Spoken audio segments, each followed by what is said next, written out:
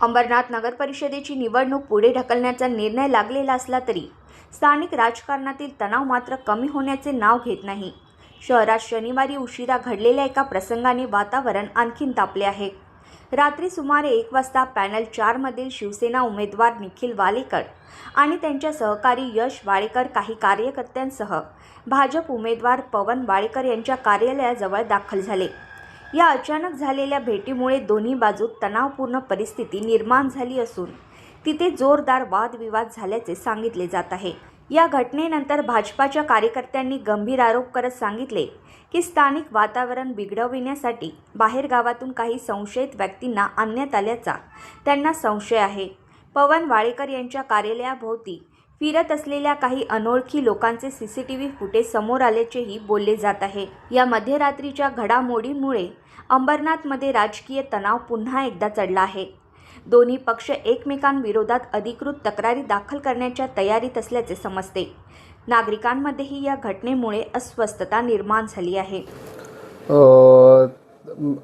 मी आणि माझे कार्यकर्ते आम्ही इकडून निरवा जे फिल्म स्टार आहेत बिहारचे ते आले होते. त्यांच्या प्रचार रॅलीनंतर आम्ही इकडं आलो. आमचे जे कार्यकर्ते होते ते जेवून आम्ही दुसऱ्या दिवशीची आपलं काय होतात त्याला रणनीती तयार करत होतो प्रचाराची आणि प्रसाराची. आणि त्यानंतर तिथं निखिल वाळेकर, यश वाळेकर आणि त्यांच्यासोबत काही बाहेरून आलेले गुंड प्रवृत्तीचे लोक हे माझ्या ऑफिसच्या बाहेर जमा झाले 8 ते 9 गाड्या घेऊन.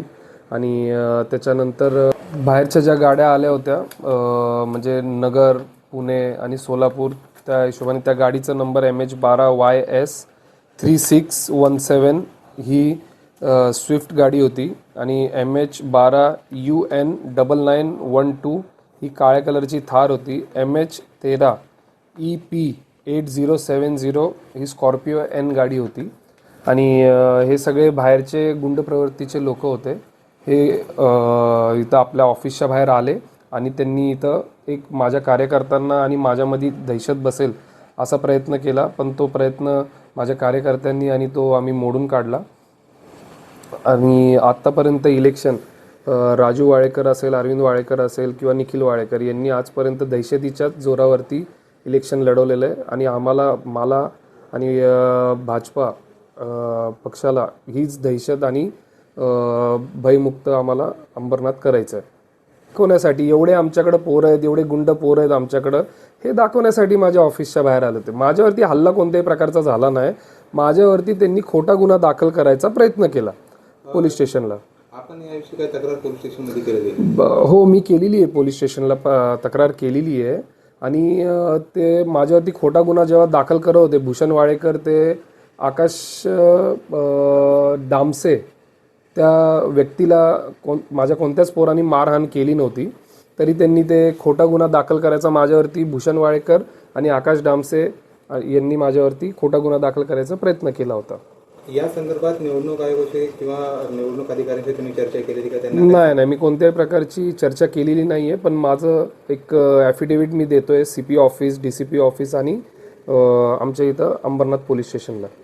आपण बोलताय की बाहेरचे लोक आलेले, तर बाहेरचे लोक आपल्याला कसं कळलं की बाहेरचे लोक? सर, आम्ही आमच्या प्रभागात लोकांना ओळखतो ना, कोण आमचं आहे कोण बाहेरचं आहे. आता जे काही लोक आहेत, मी पण त्या घरामध्येच राहणारा व्यक्ती होतो.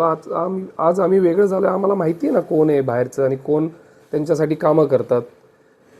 जे सोलापूरवरून आलेला नागेश गायकवाड हा वर्षानुवर्ष इलेक्शन अंबरनाथमध्ये जेव्हा इलेक्शन होतात तेव्हा तो आणि त्याचे गुंड प्रवृत्तीचे मुलं हे अंबरनाथमध्ये येत असतात इलेक्शनसाठी. त्याचे पण CCTV फुटेज मी तुम्हाला दाखवतो. काल आपले पत्रकार बंधू माझी इंटरव्ह्यू घेतानीच राजू वाळेकर आणि नागेश गायकवाड हे लोक माझ्या ऑफिसच्या बाहेर चालत 10-15 लोक 20 लोकांना घेऊन चालत गेले. मग हे माझ्या ऑफिसच्या बाहेर काय करतात? त्यांना काय मला दहशत दाखवायची आहे का काय करायचं आहे? हा माझा प्रश्न आहे त्यांना.